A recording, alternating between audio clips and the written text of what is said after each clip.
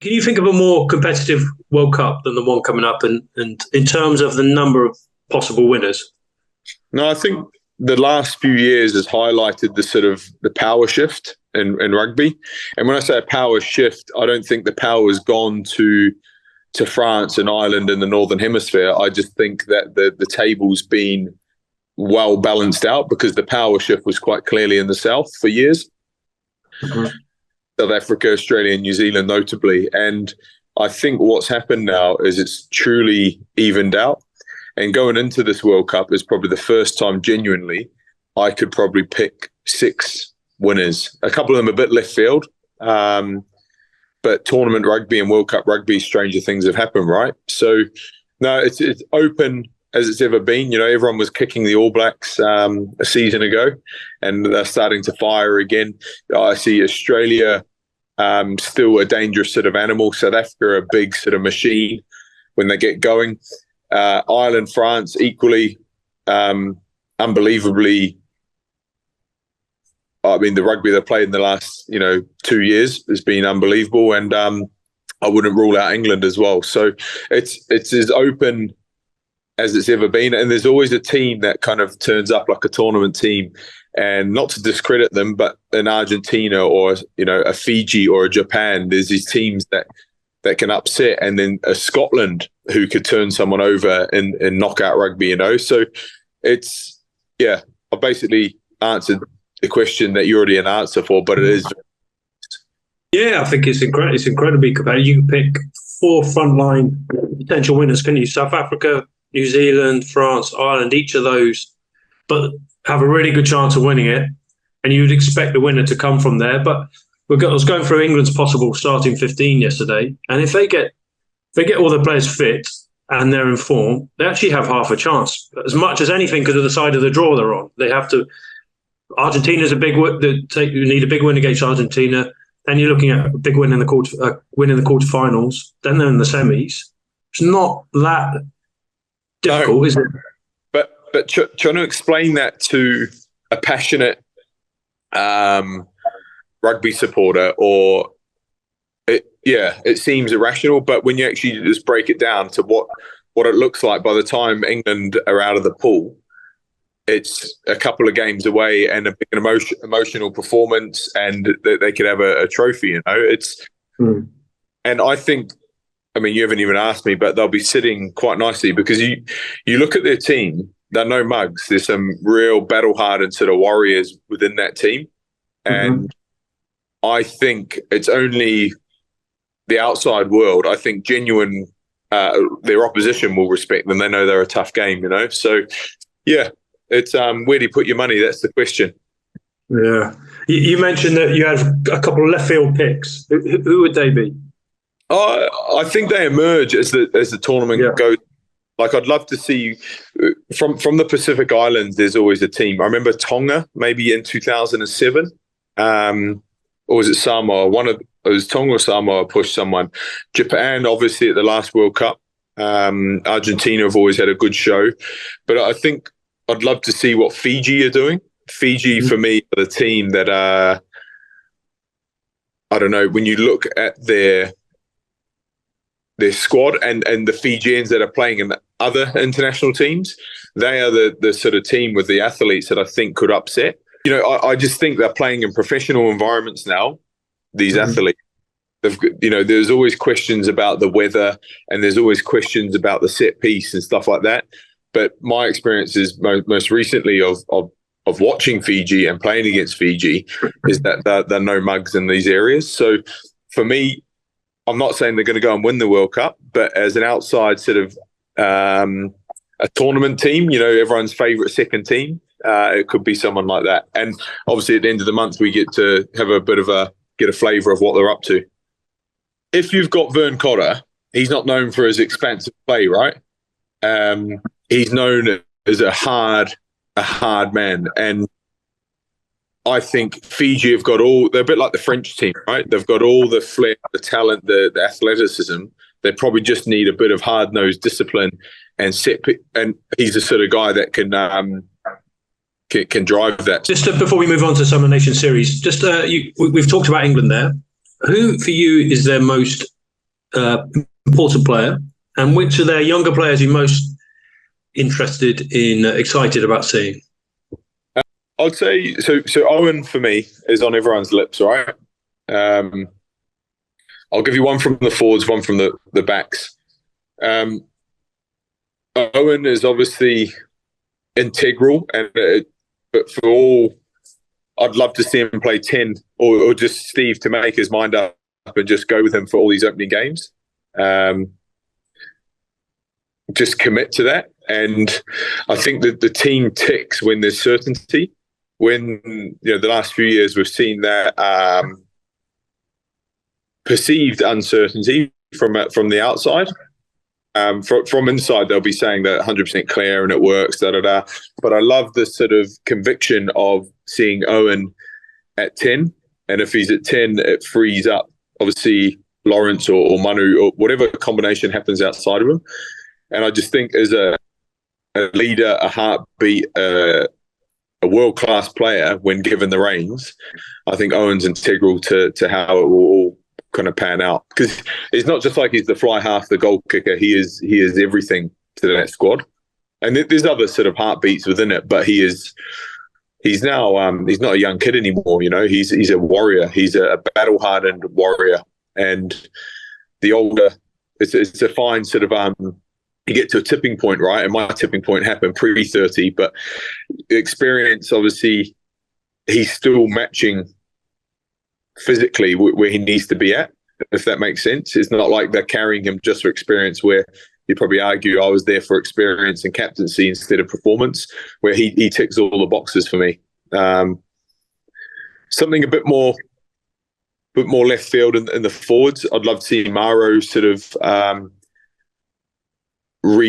explode into this summer series. I was going to call it the autumn series. Sorry.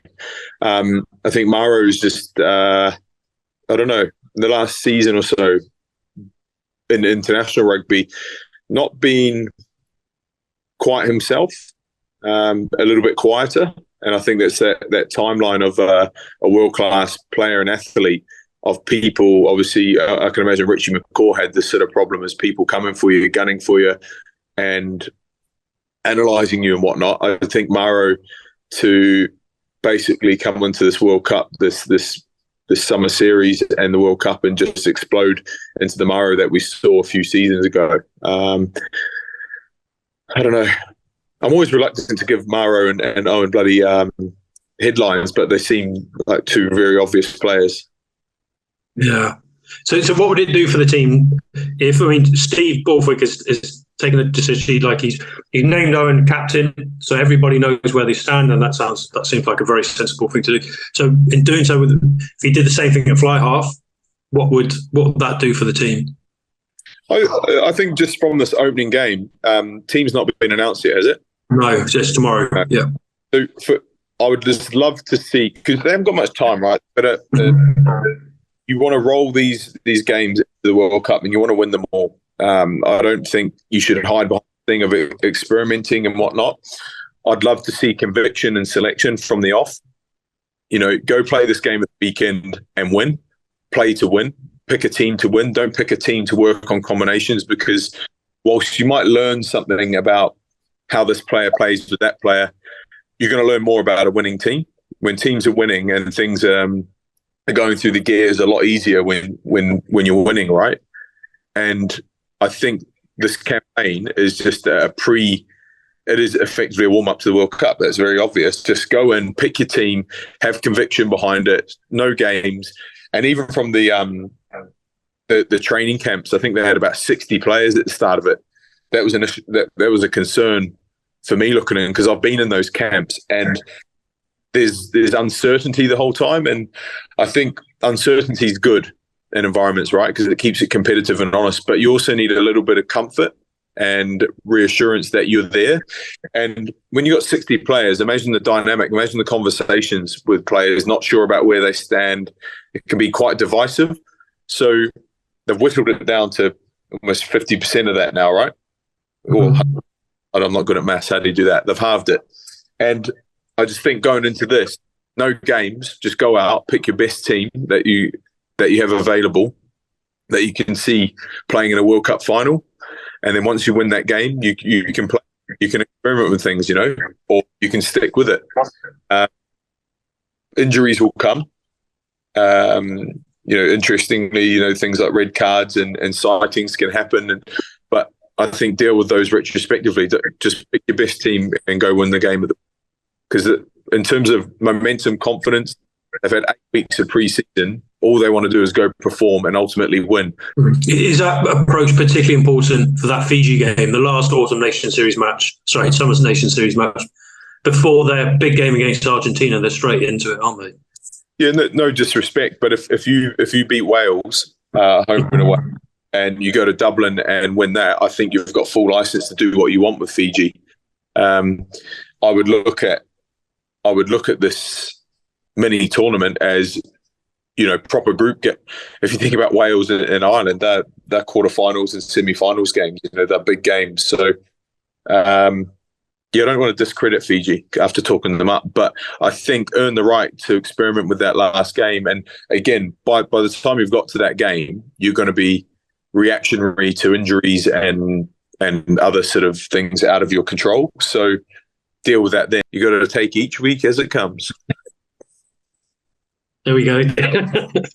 No, but why would you say to someone like Danny Kerr, we'll play you in this game and that game, and then in training he takes a tweak or something like that, or a smaller. So I think you just got to go out with your best 23, best 15 and 23, and then reassess on the Monday morning after it. So are these games quite difficult psychologically, because the players are so close to their dream of being in the World Cup, they're one injury away from being ruled out of the tournament? You can't hold back yet. It must sort of be something there at the back of their mind, thinking, I hope this doesn't get taken away from me. Yeah, I think, every day in training is like that. Every warm-up, every time you wake up out of bed, you're assessing your body. You're thinking about your body while you're walking down to breakfast, for medical check-in and whatnot. You're always in tune with your body and how you're feeling. And it's a constant concern about obviously wanting to perform, wanting to contribute to training, wanting to show the coaches that you're not there on a free ride or a meal ticket, wanting to earn your spot, but equally trying to be mature and methodical about your approach to training. Yeah, there is concern, obviously, but I don't know any player that really does that, because if you're holding back, you're not performing to your best, So, the game is brutal in that respect. It can kind of take your hopes and dreams away from you pretty quickly, and every player is aware of that. It's just a sad fact of what it is, and this thing only comes around every 4 years. I only played in one World Cup myself. I was available for 4, and you have that weird sort of feeling as a player that you'll always get another chance, and that's the sort of lesson is you may not get the chance, so appreciate and respect the sort of the challenge that or the opportunity that you have as well, and dive in basically. Just a couple more, Dylan. You mentioned Eddie there. When Eddie took over at England, you were captain. You had that the immediate bounce. You won the Grand Slam. They could be playing England in the quarterfinals. Are you surprised that there hasn't been more of an immediate impact with Australia so far? Because they've struggled through the Rugby Championship a bit, haven't they? I think you've got to look at the quality of opposition as well. Argentina are no mugs. They're no mugs. Be very clear about that. Just if the shoe was on the other foot, if they had beaten the All Blacks, they're in a very difficult competition. So when you look at that Tri-Nations effectively without Argentina, there's always going to be winners and losers.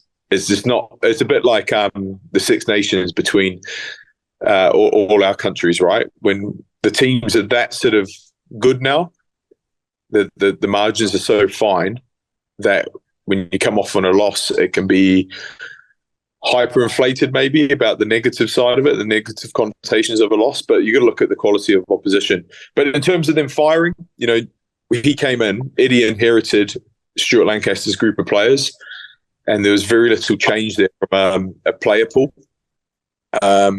He just tweaked a few things psychologically and tactically on the field, which is why we had great success, I believe. I don't know much about the sort of challenges he had with Australia. There might have been cultural challenges. There might have been we don't know, right? So we don't know what sort of battles he's facing there, because he's definitely got a good player pool, right? He's got talented athletes. Last question: there's a lot of negativity around rugby for various reasons. How much does a sport need a good World Cup, do you think? Yeah, the game has obviously taken a bit of a shoeing. And I think the event, obviously the Rugby World Cup, is probably the best, obviously, rugby event on the planet, right? Six Nations is great, Rugby Championship, European Cup. You've got all these different things, but I think the best of rugby is displayed at Rugby World Cups. From everything from the underdog stories. Who are our minnow teams this year? We've got Portugal, Chile, Chile and England's group. Yeah, I just think the teams that you never even get the chance to see come out, and I think it's just a huge positive sort of story. A Rugby World Cup. And there's always lovely sort of things that emerge from it as well. So yeah, I think it's timely. Don't mention this, but if France can get their political shit pulled together, that would be great. Because there was concerns around that, right? But no, I've got no doubt that the game's in a tough place, and I think a Rugby World Cup with the competition that we've got, the teams and the quality and the caliber of athlete on display, I think will be a great sort of advertisement for the game. Yeah, a great opportunity, I think, just to take our sort of focus off all the negative shit, because we love talking about negative stuff, right? And just concentrate on the positives of the game. Yeah.